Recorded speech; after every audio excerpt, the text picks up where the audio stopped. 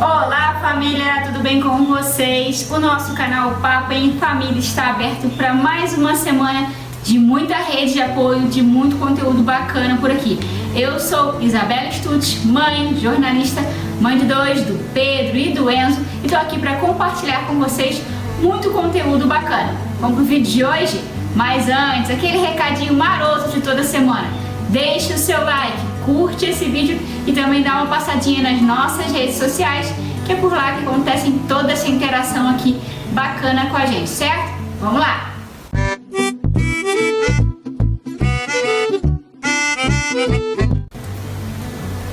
Já falei, mas não custa repetir. Em abril usamos azul, isso mesmo, pelo mês de conscientização do autismo.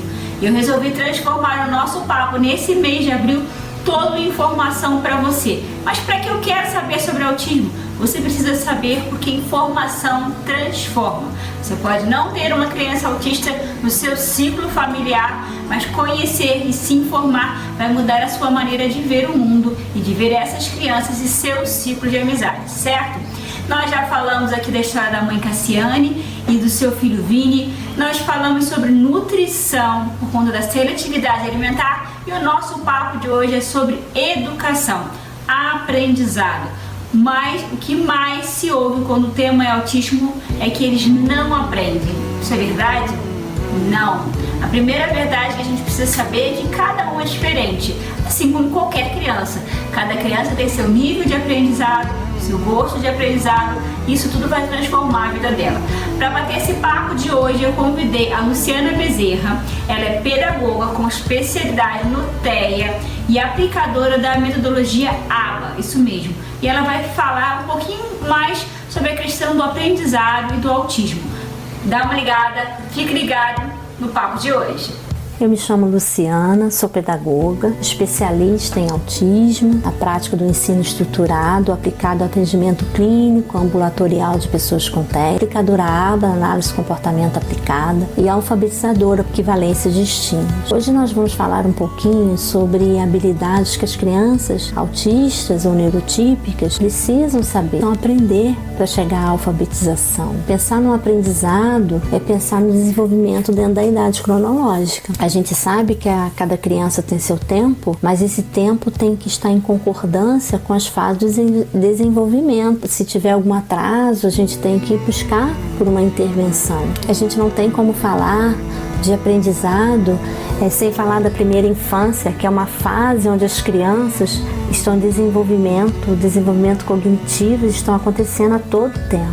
E é nessa fase crucial que a criança ela está inserida dentro da educação infantil, que é um ambiente muito favorável, para que elas aprendam as habilidades básicas. E eu quero dizer aqui básica, essa palavra quer dizer primordial, importantíssima. E é nesse pensar que a gente tem que observar como anda, como está acontecendo o aprendizado dessa criança. E caso for necessário, a gente buscar uma ajuda para fazer uma intervenção precoce. E a gente também tem que pensar que não precisa de um laudo para isso, porque o laudo ele é estático, mas a criança não, ela está em desenvolvimento. Também ela não precisa ser uma autista. Qualquer dificuldade que a criança sente, a gente deve buscar uma especialização para sanar ou minimizar aquela dificuldade. E agora vamos nomear essas habilidades básicas. As habilidades básicas, elas são habilidades de atenção, de imitação, habilidades de linguagem expressiva, habilidades de linguagem receptivas, famosa habilidades pré-acadêmicas. O que seriam essas habilidades? A habilidade de atenção é sentar, esperar o contato visual. A habilidade de imitação é imitar movimentos motores grossos, imitar movimentos motores finos, imitar sons com objetos, imitar movimentos grossos em pé, imitar sequência de movimentos. E a habilidade de linguagem expressiva, apontar, produzir sons com funções comunicativas, imitar sons, nomear pessoas, objetos e figuras. A linguagem receptiva é seguir instruções. de 1 passo, depois instruções de 2 passos, identificar pessoas e familiares, identificar partes do corpo, objetos, identificar figuras e habilidades pré-acadêmicas. Essas habilidades são coordenação olho e mão. A gente entende que a criança, a gente não consegue escrever se a gente não tiver essa coordenação olho e mão. Emparelhar objetos, emparelhar figuras e objetos. Muitas das vezes o aluno com TEA, ele tem dificuldades para se alfabetizar porque essas habilidades básicas não foram trabalhadas antes das habilidades pré-acadêmicas. E aí isso tudo fica lá bem antes de ele chegar na alfabetização. A gente trabalha todas essas habilidades e tem que sanar todas as dificuldades ou minimizar o máximo que a gente pode para quando ele chegar lá na alfabetização, ele chegar com mais leveza. Porque é uma demanda, muitas das vezes, que essa criança, ela consegue só em parte. E ela ainda tem que dar conta de fazer turno. O que seria o turno? Turno é aquela frase, né? Minha vez, sua vez. É o jogar com o colega. Vou dar um exemplo de um jogo, né? A criança, ela joga muito com um amigo e ela tem que saber a sua vez, a minha vez. E ao conversar, ela tem que saber a minha vez, a sua vez de falar, a minha vez de falar. A gente faz turnos, né? A gente tem um rastreio visual. A criança, ela tem que fazer o rastreio da esquerda para a direita, porque esse rastreio é importante para ela aprender a ler, a escrever. Ela tem que ter esse rastreio. E como eu sei que o meu aluno aprendeu? O meu aluno, ele aprendeu quando ele generaliza, quando ele lê em qualquer lugar, ou até quando ele faz qualquer coisa em outros lugares. Vou dar um exemplo aqui. Ele vai sozinho no banheiro, mas ele tem que ir ao banheiro da casa da tia, lá na casa da tia. Ele tem que ir ao banheiro no shopping. Então ele generalizou aquilo que ele aprendeu. Então eu sei que ele aprendeu quando eu generalizo. E uma ferramenta que a gente tem, que é uma ciência também, para a gente ensinar as crianças, né, autistas, é por equivalência de estímulo, né, usando os pareamentos. Olha, pareamentos está lá nas habilidades, né, pré-acadêmicas, que seria o quê? A casa com a figura casa, né, depois a escrita com a figura casa, depois a escrita com a escrita, né, e ele faz pareamento, e depois isso emerge a leitura. E aí a gente também tem que falar da adaptação curricular, né?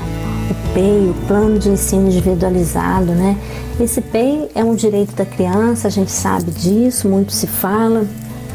Mas como que eu preparo esse PEI, né? A gente também sabe que o nome diz é individualizado, mas para que a gente possa fazer um PEI individualizado, a gente tem que também fazer um rastreio do que ele precisa. A gente tem que avaliar, né? A gente tem ferramenta para isso. Existem protocolos para saber se essa criança sabe as habilidades iniciais.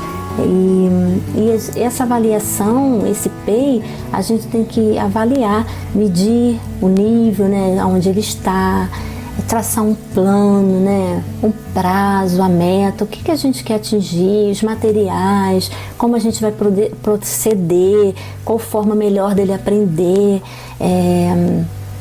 A gente tem que pensar também como a gente vai avaliar esse aluno. A gente sabe que a avaliação não é só dar uma nota, não é só dizer bom, ótimo, regular.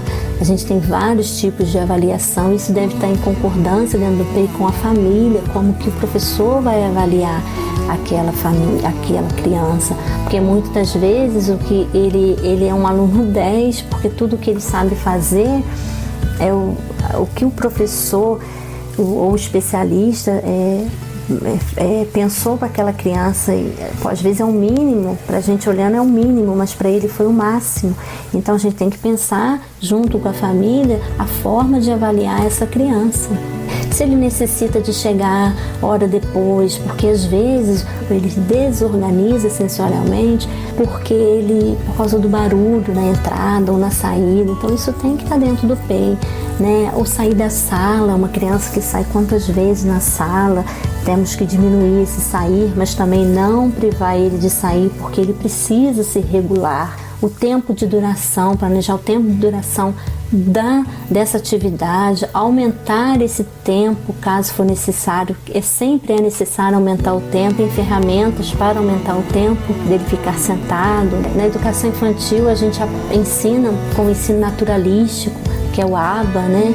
Então tem muitas coisas para a gente fazer dentro de um PEI. Essa criança, ela precisa comprar na cantina, qual o tempo que ela vai levar para ir na cantina, ela vai no momento que todo mundo vai, ela vai antes, você quer ensinar ela a ir naquele momento que todo mundo está indo também, então a gente tem que programar. A gente precisa fracionar para estimular, porque um estímulo, a gente falar de estímulo, muitos estímulos também pode trazer uma desordem para ele, né? Então a gente tem que fracionar, a gente tem que saber o que vai estimular, se realmente precisa estimular, como vai fazer, como estimula.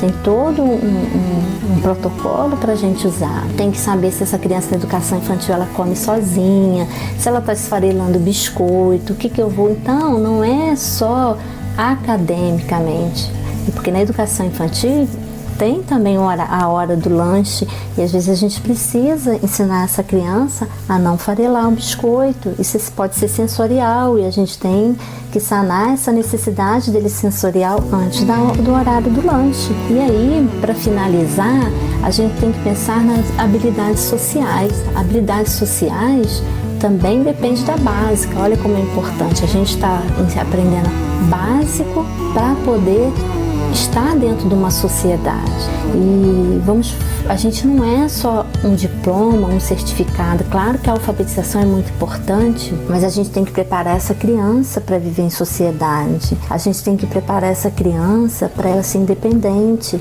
Ela consegue fazer seu leite, ela escova os dentes sozinha, ela prepara o seu banho. Isso também tem um passo a passo que a gente faz para ensinar essa criança. É ensinar realmente nos afazeres domésticos, é o famoso se virar sozinho e sempre ter consciência que essa criança ela sabe muito. Então, a partir do que ela sabe, a gente pode ir evoluindo cada vez mais. Pois o papo foi rápido, mas espero ter contribuído. Mais uma vez eu deixo aqui meu muito obrigado. E Isabela, foi um prazer estar com vocês, né? Muito obrigada.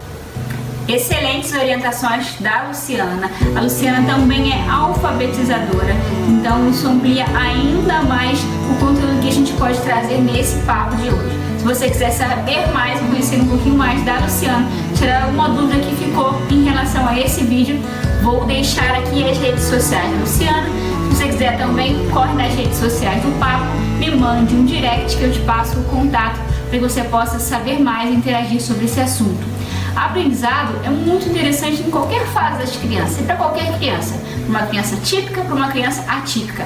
Cada um vai ter seu nível de aprendizado. Mas Isabela, ele precisa aprender tudo. Ele precisa aprender tudo que se ensina na escola. Ele precisa aprender em cada fase, em cada etapa, em cada marco. Não sei, depende da sua criança, depende da fase que você está e da fase que ela está. O aprendizado mais amplo, o aprendizado para a vida, para toda essa interação que a sua criança pode ter, que a minha criança pode ter, é o que vai fazer diferença. Esse aprendizado que ele vai saber as coisas cotidianas, que ele vai treinar a independência dele, que ele vai treinar a relação dele com o mundo, isso é que é importante. Às vezes a gente foca demais em aprender aqueles marcos. Ele sabe ler, ele sabe escrever, ele sabe montar quebra-cabeça, mas será que qual é a relação dele com todo esse aprendizado? É isso que você precisa olhar na sua criança. Lógico que todos esses marcos de desenvolvimento, essas fases de desenvolvimento são importantes. Elas nos ajudam inclusive a diagnosticar e a saber se o seu filho, se o meu filho tem ou não algum traço do espectro autista. Se ele é uma criança que tem um desenvolvimento muito hiperfocado, se ele é uma criança que não acompanhou certas fases do desenvolvimento. Isso tudo vai ajudar você a se alertar, acender aquela luzinha para procurar o tratamento. E como a Luciana falou, eu também acredito que seja para uma criança típica ou para uma criança não típica, você ter essa rede, por exemplo, no caso das crianças com autismo, com TEA, ter essa rede de terapia, essa rede de apoio, só vem ajudar a criança no desenvolvimento dela. Você vai vir a contribuir. Às vezes você vai ficar esperando um diagnóstico, um papel, um resultado médico e vai demorar a procurar essa rede. E essa rede é que vai fazer a diferença na vida e no aprendizado do seu filho, certo? Foi um papo muito bom de hoje, foi um papo muito legal com a Luciana e vem mais papo por aí. Por enquanto, eu só te peço para deixar o seu like se você gostou desse vídeo, deixa a sua inscrição aqui no canal se você ainda não é inscrito e compartilha, compartilha esse vídeo para que essa informação se multiplique e chegue a outras pessoas também. Nosso vídeo também está sendo distribuído pela TV Real, canal 15 de Nova Friburgo. Obrigada a você que assiste pela televisão aqui de Nova Friburgo. Depois vem cá, passa nas redes sociais do Papo, me diz se você gostou desse vídeo, se você quer saber mais, se você tem alguma ideia para trocar também. Valeu você que assistiu até aqui, tchau! Se liga aí, tem muito vídeo bacana no nosso canal. Até a próxima!